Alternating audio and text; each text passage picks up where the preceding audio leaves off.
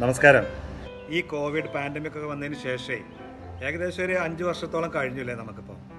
ഇപ്പോൾ നമ്മളെല്ലാവരും പിടികൂടിയിരിക്കുന്ന ഒരു വലിയൊരു പാൻഡമിക് ഇഷ്യൂ എന്ന് പറയുന്നത് എന്താണെന്നറിയാം. അതിനെക്കാട്ടിലും കൂടുതൽ മാരകമായൊരു സംഗതി എന്താണെന്നറിയാം നമുക്കൊക്കെ. നമ്മുടെ ഈ സോഷ്യൽ മീഡിയയിലുള്ള ഫേസ്ബുക്ക് ആയാലും ഇൻസ്റ്റാഗ്രാം ആയാലും അല്ലെങ്കിൽ വാട്സപ്പ് പോലുള്ള നവമാധ്യമങ്ങളൊക്കെ തന്നെ നിർത്താതില്ല നമ്മുടെ ഈ സ്ക്രോളിംഗ് ഉണ്ടല്ലോ, ഈ തോണ്ടൽ, ഇത് ഭയങ്കരമായൊരു അഡിക്ഷനാണ് എന്നുള്ളതാണ് പറയുന്നത്. എല്ലാവർക്കും അറിയാം, നമുക്ക് മനസ്സിലാക്കിയത് അങ്ങനെ തന്നെയാണ്. പക്ഷേ നമ്മൾ എത്രത്തോളം ഈ നവമാധ്യമങ്ങളിൽ ഈ സോഷ്യൽ മീഡിയയിലൊക്കെ ചിലവഴിക്കുന്നു, അത്രത്തോളം നമ്മുടെ മനസ്സിനെയും ശരീരത്തെയും അത് നെഗറ്റീവായി ബാധിക്കുന്നു എന്നുള്ളത് നമുക്ക് എത്ര പേർക്ക് മനസ്സിലാകുന്നില്ല എന്നുള്ളതാണ്. ഇതിൽ നിന്നും കുറച്ചൊക്കെ ഒന്ന് റിലീസാണൊക്കെ നമുക്ക് തോന്നുന്നുണ്ടോ എപ്പോഴും ഇങ്ങനെ തോണ്ടിയിരുന്നിട്ട്? എങ്കിൽ ഞാൻ 1-2 കാര്യങ്ങൾ പറഞ്ഞു തരട്ടെ. എന്തെന്നറിയാം, ഈ നവമാധ്യമങ്ങളെല്ലാം തന്നെ അതിൽ നമ്മളെ തളച്ചിടുന്നതിന് വേണ്ടി ഡിസൈൻ ചെയ്ത് വെച്ചിരിക്കുന്ന ഒരു പ്ലാറ്റ്ഫോമാണ് എന്നുള്ളതാണ്, ഒരു പാറ്റേൺ ആണ് എന്നുള്ളതാണ്.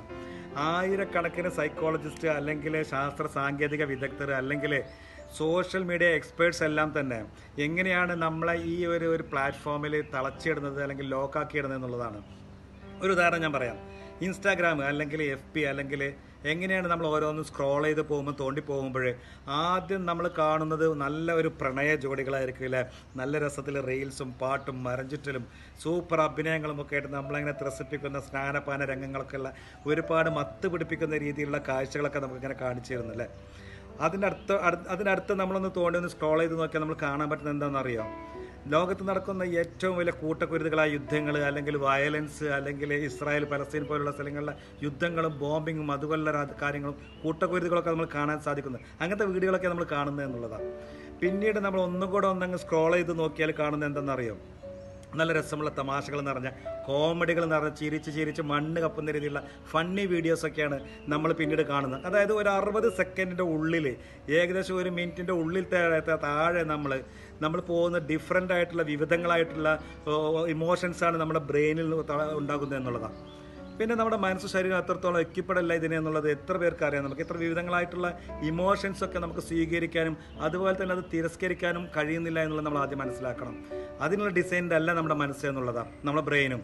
അതുകൊണ്ടാണ് നമ്മുടെ സബ് കോൺഷ്യസ് മൈൻഡ് ചിലപ്പോൾ നമ്മൾ പറയുന്നത് തോണ്ടൽ നിർത്തിക്കോ മതിയിനി, പെട്ടെന്ന് നമുക്കൊരു മടുപ്പ് തോന്നലും നമുക്ക് സ്ക്രോളിംഗ് നിർത്തലൊക്കെ തോന്നുന്നത്. അപ്പോൾ അതുകൊണ്ടാണ് നമുക്ക് ഇനി എങ്ങനെയാണ് ഇതിൽ നിന്ന് രക്ഷപ്പെടുക എന്നുള്ളതല്ലേ.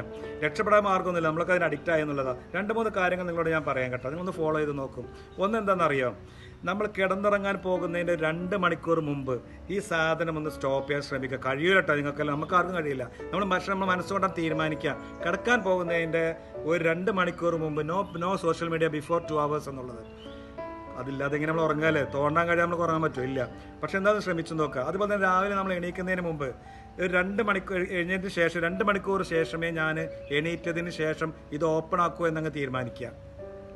രണ്ടാമത്തെ കാര്യം എന്താണെന്നറിയാം, നിങ്ങളുടെ അന്നത്തെ ദിവസത്തിൽ നിങ്ങളുടെ ഭാവിയിൽ നിങ്ങൾ ഇന്ന് ചെയ്യേണ്ട കാര്യങ്ങൾ, ഗോൾ സെറ്റ് ചെയ്ത് വെച്ചിരിക്കുന്ന എന്തെങ്കിലും അച്ചീവ് ആകുന്നതിന് വേണ്ടിയുള്ള കാര്യങ്ങൾ എന്തെങ്കിലും തീരുമാനിച്ചിട്ടുണ്ടെങ്കിൽ ആ തീരുമാനങ്ങൾ അച്ചീവ് ആകുന്നതിന് വേണ്ടിയിട്ടുള്ള പ്രൊഫൈലുകൾ നിങ്ങൾക്ക് അതിൽ കാണും. ആ പ്രൊഫൈൽ മാത്രം നോക്കുക, ഫോളോ ചെയ്യുക എന്നുള്ളതാണ്.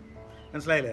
മൂന്നാമത്തെ കാര്യം ഞാൻ പറയാം എന്താ വെച്ചാൽ, നമ്മുടെ ഫോൺ ഏതോ ആയിക്കോട്ടെ, ആൻഡ്രോയിഡ് ആയിക്കോട്ടെ അല്ലെങ്കിൽ ഐഫോൺ ആയിക്കോട്ടെ, ഏതോ ആയിക്കോട്ടെ, പക്ഷെ അതിലൊരു സെറ്റിംഗ് ഉണ്ട് നമുക്ക് കേട്ടോ. അതിലൊരു എന്താണെന്നറിയാം സെറ്റിംഗ്, നമ്മൾ സോഷ്യൽ മീഡിയ ഉപയോഗിക്കുന്ന സമയത്ത് എവരി 15 മിനിറ്റ്സ് ഏത് പ്ലാറ്റ്ഫോം ആയിക്കോട്ടെ 15 മിനിറ്റിന് ശേഷം ഇത് ഒന്ന് ഓഫാക്കാൻ, ഓട്ടോമാറ്റിക്കായിട്ട് ഓഫാകാൻ, ലോഗൗട്ട് ആകുന്ന ഒരു സെറ്റിംഗ് ഓപ്ഷൻ നമ്മുടെ ഐഫോണിലും ആൻഡ്രോയിഡിലും ഒക്കെ ഉണ്ട് എന്നുള്ളതാണ്. അതൊന്ന് ഓപ്പൺ ആക്കി വെച്ചോളൂ. അതുകൊണ്ടെന്നറിയാം, ഈ 15 മിനിറ്റ് കഴിയുമ്പോൾ ഇതങ്ങോട്ട് ഓട്ടോമാറ്റിക്കായിട്ട് ഓഫായി പോകും. അപ്പോൾ നമ്മളെ ചിന്ത ഒന്ന് മാറും, ശ്രദ്ധ ഒന്ന് മാറും. അപ്പോൾ നമ്മൾ വേറെ ലോകത്തേക്ക് പോകും. ഇത്രയും സന്തോഷമായിട്ട് കുടുംബത്തോട് നമ്മൾ ചിലവഴിക്കേണ്ട സമയങ്ങളെല്ലാം തന്നെ നമ്മൾ ഈ ഒരു ഡിവൈസിൻ്റെ മുന്നിൽ ഇരുന്നുകൊണ്ട് സമയം ചിലവഴിക്കുക എന്നുള്ളത് നമ്മളെ തന്നെ കൊല്ലണോ അതോ നമുക്ക് ആഡംബരമായിട്ട് സന്തോഷമായിട്ട് നമ്മുടെ കുടുംബത്തോടും സമൂഹത്തോടൊപ്പം മിങ്കിളായിട്ട് ജീവിക്കണോ എന്നുള്ളത് നമ്മൾ തീരുമാനിക്കണം കേട്ടോ. എല്ലാവർക്കും നല്ലത് വരട്ടെ. പക്ഷേ ഒരു കാര്യം പറയാം, ഇതൊന്നും സാധ്യമല്ല എന്നറിയാം. കാരണം കാര്യമായിട്ട് നമുക്കൊന്നൊന്ന് തോണ്ടിയിട്ട് ഉറക്കം വരണമെങ്കിൽ ഇത് 4 നോക്കിയാൽ കഴിഞ്ഞ് അങ്ങനെ അങ്ങോട്ട് ഫോൺ കയ്യിൽ നിന്ന് വീണിട്ട് ഉറങ്ങുന്നൊരവസ്ഥയിലേക്കാണ് ഇന്നത്തെ സമൂഹം, ഞാനടക്കമുള്ളവർ കേട്ടോ, പോയിക്കൊണ്ടിരിക്കുന്നത്. അപ്പോൾ ഇതിൽ നിന്നൊരു മാറ്റം വരുത്തുന്നതിന് വേണ്ടി ഈ കാര്യങ്ങളൊന്ന് ഫോളോ ചെയ്യാൻ പറ്റിയാൽ നല്ലതായിരിക്കുമെന്ന് ഞാൻ ആത്മാർത്ഥമായിട്ട് ആഗ്രഹിക്കുന്നു. എല്ലാവർക്കും നല്ലത് വരട്ടെ. നമസ്കാരം. Thank you. എല്ലാവരോടും സ്നേഹം മാത്രമാണ് കേട്ടോ. Thank you.